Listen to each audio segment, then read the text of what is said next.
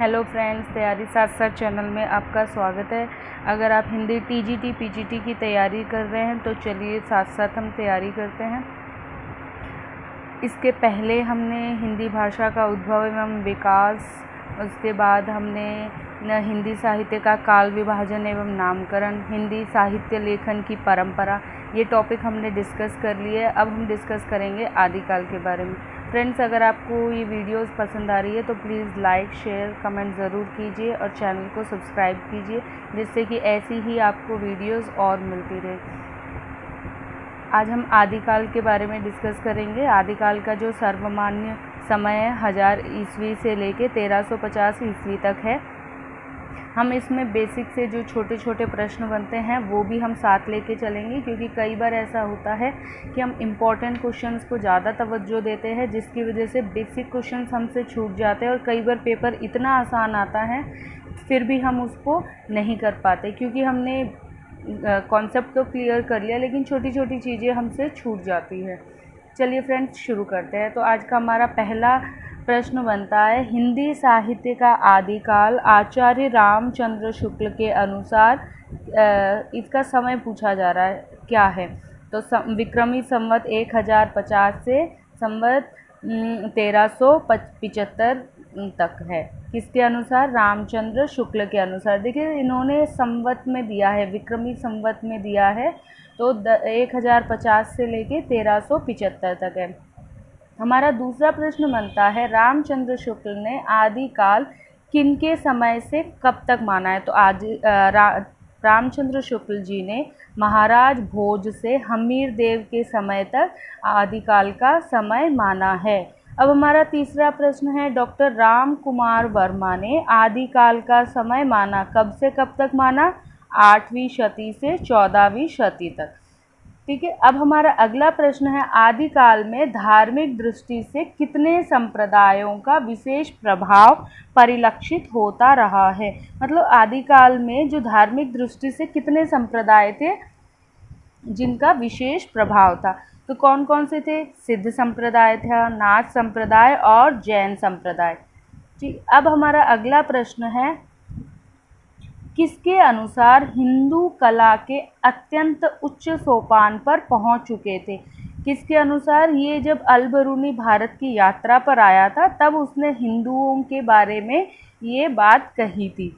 आदिकाल के प्रमुख रूप से किस साहित्य की रचना हुई? आदिकाल में प्रमुख रूप से रासो साहित्य की रचना हुई। पृथ्वीराज रासो किस कारण एक सशक्त रचना मानी जाती है? किस कारण? उसके अंदर युद्ध वर्णन भी दिया जाता है, इसकी वजह से यह सशक्त रचना मानी जाती है। रासो ग्रंथों के रचयिता को क्या कहा जाता है? जो रासो ग्रंथ है उसको जिन्होंने उसकी रचना करी है उनको चारण कवि कहा जाता है। ठीक है। चारण कवि कौन होते हैं? चारण कवि वो होते हैं जो लोक गाथाएं अपने गांव में गाते हैं, घूमते घूमते गाते हैं, उनके चारण कवि कहा जाता है। किस काव्य रचना में कवि ने अपने नायक को सभी से श्रेष्ठ बताया है? किस किस में? पृथ्वीराज रासो में और खुमान रासो में। इन दोनों रचनाओं में नायक को सभी से श्रेष्ठ बताया गया है। हमारा अगला प्रश्न बनता है, शुक्ल जी ने किस रचना को जाली ग्रंथ कहा है? किस ग्रंथ को कहा है? पृथ्वीराज रासो को। किसने कहा है? शुक्ल जी ने। अब देखिए, इसमें प्रश्न दोनों तीन तरीके से बन सकता है। किस ग्रंथ को जाली ग्रंथ कहा जाता है? तो इसका उत्तर आएगा पृथ्वीराज रासो। पृथ्वीराज रासो को जाली ग्रंथ किसने कहा? शुक्ल जी ने। शुक्ल जी ने किस ग्रंथ को या किस रचना को जाली ग्रंथ कहा? तो उत्तर आएगा पृथ्वीराज रासो। अब हमारा अगला प्रश्न है, रासो साहित्य में किस रस की प्रधानता परिलक्षित होती है? तो रासो साहित्य में कौन कौन से रस पाए जाते में रचना हुई है? उसके अंदर वीर एवं श्रृंगार रस में। रासो साहित्य की भाषा क्या है? रासो साहित्य की भाषा क्या है? डिंगल, अपभ्रंश और राजस्थानी। ये भाषाएं किसकी है? रासो की। डिंगल भाषा है। डिंगल भाषा किन दो भाषाओं से बनती है? अपभ्रंश और राजस्थानी से मिलके जो भाषा बनती है उसको डिंगल भाषा कहा जाता है। रासो साहित्य में पिंगल भाषा भी देखने को मिलती है। ये कौन सी भाषा है? रासो साहित्य में कई जगह पिंगल भाषा भी देखने को मिलती है। ये भाषा कौन सी है? ये अपभ्रंश मिश्रित ब्रज भाषा है। मतलब अपभ्रंश और अपभ्रंश भाषा है जिसके अंदर ब्रज भाषा भी मिश्रित की गई है। मतलब उसके अंदर उसके भी कुछ शब्द, उसकी भी कोई रचना के जो सोपान होते हैं वो उसमें परिलक्षित होते रहे हैं। रासो साहित्य में छंदों की विविधता भी परिलक्षित होती रही है। छंदों का सम्राट किसे कहा जाता है? चंदर बरदाई को। और छंदों का अजायबगर किस रचना को कहा जाता है? पृथ्वीराज रासो को। फ्रेंड्स, अब हम देखते हैं किस हिंदी का प्रथम कवि किस विद्वान ने किसे माना। अब हमारा ये है तो एक ही प्रश्न, लेकिन इससे कई प्रश्न बन पाते हैं कि हिंदी का प्रथम कवि कौन है। एक प्रश्न हमारा ये बनता है, इसी को मैंने एक काउंट किया है, लेकिन इससे हमारे कई प्रश्न बनते हैं कि हिंदी का प्रथम कवि किसने किसे माना, सर्वसम्मत में कौन है। तो इसीलिए ये अलग टॉपिक भी है और ये एक प्रश्न भी है।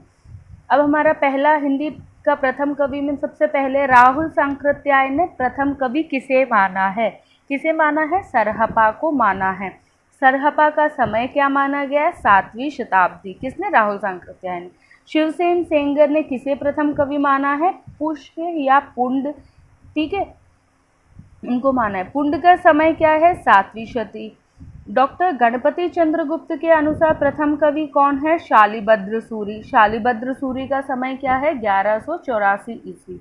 और डॉक्टर राम कुमार वर्मा ने प्रथम कवि किसे माना है? स्वयंभू को। और स्वयंभू का समय है 18वीं शताब्दी। हमारा अगला प्रश्न है, डॉक्टर राम कुमार ने अपभ्रंश का प्रथम कवि स्वयंभू को माना है। ठीक है, प्रथम कवि भी स्वयंभू है और अपभ्रंश का प्रथम कवि भी स्वयंभू है। सर्वमत से विद्वानों ने हिंदी का प्रथम कवि किसे माना है? सर्वमत से किसको माना है? सरहपा को। हजारी प्रसाद द्विवेदी ने प्रथम कवि किसे माना? अब्दुल रहमान को। और अब्दुल रहमान का समय क्या था? 13वीं शताब्दी। अब हमारा अगला प्रश्न है, सर्वप्रथम उत्तर अपभ्रंश को पुरानी हिंदी किसने कहा? जो उत्तर अपभ्रंश है उसको पुरानी हिंदी किसने कहा? चंद्रधर शर्मा गुलेरी जी ने। अब हमारा अगला है, हिंदी के आरंभिक रूप को अवहट्ट किसने कहा? अवहट्ट बोला है डॉक्टर भोला शंकर व्यास जी ने। इस प्रकार 10वीं से 14वीं शताब्दी काल, जिसे हिंदी का आदिकाल कहते हैं, भाषा की दृष्टि से अपभ्रंश का ही बढ़ाव है। ये कथन किसका है? ये कथन है हजारी प्रसाद द्विवेदी जी का। इसमें क्या कह रहे हैं? 10वीं से 14वीं शताब्दी का काल, जिसे हिंदी का आदिकाल कहा जाता है, वो भाषा की दृष्टि से क्या है? अपभ्रंश का ही बढ़ाव है। मतलब अपभ्रंश का से ही इसकी कंटिन्यूटी, मतलब उसी का बढ़ाव चलता आ रहा था। उत्तर अपभ्रंश की रचनाओं का अपने साहित्य में विवेचन करने वाले एवं उसे हिंदी साहित्य के अंतर्गत स्थान देने वाले विद्वान कौन कौन हैं? तो विद्वान कौन कौन है? अपभ्रंश को हिंदी साहित्य में उसका विवेचन किया और उसको हिंदी साहित्य के अंतर्गत उनको स्थान दिया। तो कौन कौन है? राहुल सांकृत्यायन, डॉक्टर राम कुमार वर्मा, डॉक्टर श्याम सुंदर दास, हजारी प्रसाद द्विवेदी जी। इन सब ने अपभ्रंश को हिंदी साहित्य के अंतर्गत स्थान दिया था।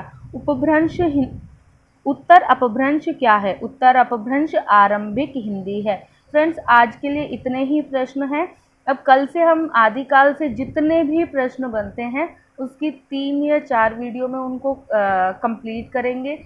मैं क्वेश्चंस को बेसिक से लेके चल रही हूँ। छोटे छोटे जो पॉइंट्स हैं मैं उनको भी काउंट कर रही हूँ। काफ़ी बार ऐसा होता है कि हमें लगता है हमें ये सब कुछ आता है, लेकिन फिर भी हम जब एग्ज़ाम में जाते हैं तो हम नहीं कर पाते। इसीलिए मैं उनको भी काउंट कर रही हूँ और उनको भी अपनी वीडियो में उन प्रश्नों को भी लेके आ रही हूँ।